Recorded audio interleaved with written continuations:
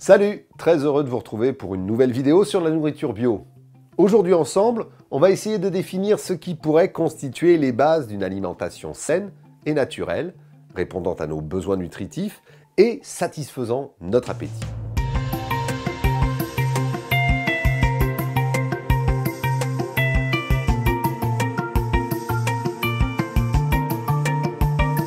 Manger bio, ça ne veut pas dire manger comme avant, mais avec des produits labellisés bio. Et non, attention, la logique des agro-industriels n'a pas changé. Leurs ingrédients de base, comme leurs plats cuisinés, sont toujours suspects de détournement de fonction. Et Freddy vous expose dans ce premier chapitre les supercheries du bio dans le monde industriel. Des haricots de Madagascar, de l'huile de palme, ce sont des produits au bilan carbone désastreux. Du sucre inverti, à base de glucose de maïs, c'est une bombe pour notre foie et notre système de régulation. Or, on l'a vu ensemble sur les étiquettes, les produits bio des rayons de la grande distribution, comme des supérettes spécialisées, en sont remplis. Le détournement du cahier des charges du bio est aussi à la base d'impostures plus perverses encore. C'est l'histoire de ce producteur d'œufs qui, voulant reconvertir en bio son élevage de 9000 poules, découvre que le cahier des charges interdit de mettre plus de 3000 poules par enclos. Par enclos, mais pas par bâtiment. Alors dans son hangar, 2 bouts de grillage vont lui permettre de séparer les poules par unité de 3000. Et hop, le tour est joué. Comment imaginer que ces poules gavées de sous-nourriture, fussent-elles bio, enfermées sans contact avec le sol, sans gratter, sans manger de verre ou quoi que ce soit de ce qui convient à une poule de basse-cour, puissent donner des œufs sains et nutritifs. Face à ce constat effroyable, il est donc essentiel de rechercher des aliments originels, issus des processus naturels qui nous profitent depuis la nuit des temps. Et justement, il est temps d'aborder un concept particulier, le paradoxe français. La France est un territoire béni. Sa diversité de sol et de climat lui a permis d'offrir des fruits et des légumes variés et de qualité supérieure. Le génie culinaire et la passion de ses habitants ont permis l'usage de plantes, de graines, de champignons, de feuilles, de fruits pour une cuisine riche et succulente, à tel point que les scientifiques ont énoncé, en observant notre bonne santé, le concept de paradoxe français. Le paradoxe français s'étonne que les Français mangent beaucoup, gras, riches et sucrés, boivent de l'alcool, et pourtant, ils ont moins de maladies cardiovasculaires que les autres. La raison de ce miracle tient à l'utilisation d'ingrédients de base diversifiés et complémentaires.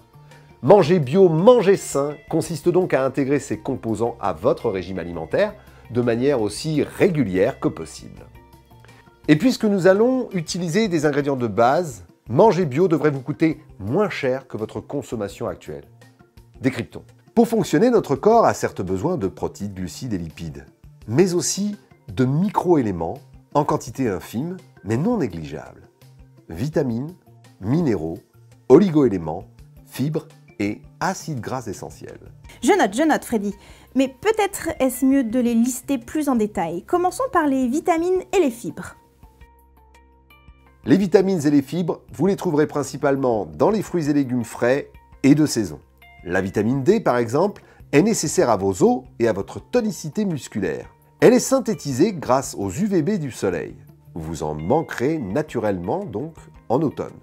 La nature fait si bien les choses que vous en trouverez dans les potirons, potimarrons et citrouilles en octobre. Ces courges se conservent tout l'hiver à l'abri de la lumière et se dégustent notamment en soupe réchauffante et réconfortante au premier frima. Idem pour la vitamine C, indispensable en hiver pour renforcer le système immunitaire et présente dans les agrumes de saison comme la clémentine de Corse. Les fibres vous seront apportées notamment par les céréales complètes. Leur affinage consiste à retirer le son et le germe pour ne garder que l'albumène, riche en sucre.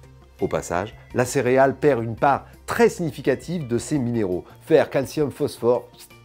Le pain blanc, on ne le dira jamais assez, c'est une catastrophe. C'est du gluten à haute dose et comme il n'est par définition pas cuit, c'est de la colle.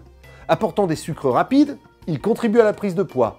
Alors qu'un pain à l'ancienne, fabriqué avec des variétés de blé anciens, donc à faible teneur en gluten, moulu en farine complète et suffisamment cuit, a été l'aliment de base de notre humanité depuis les millénaires.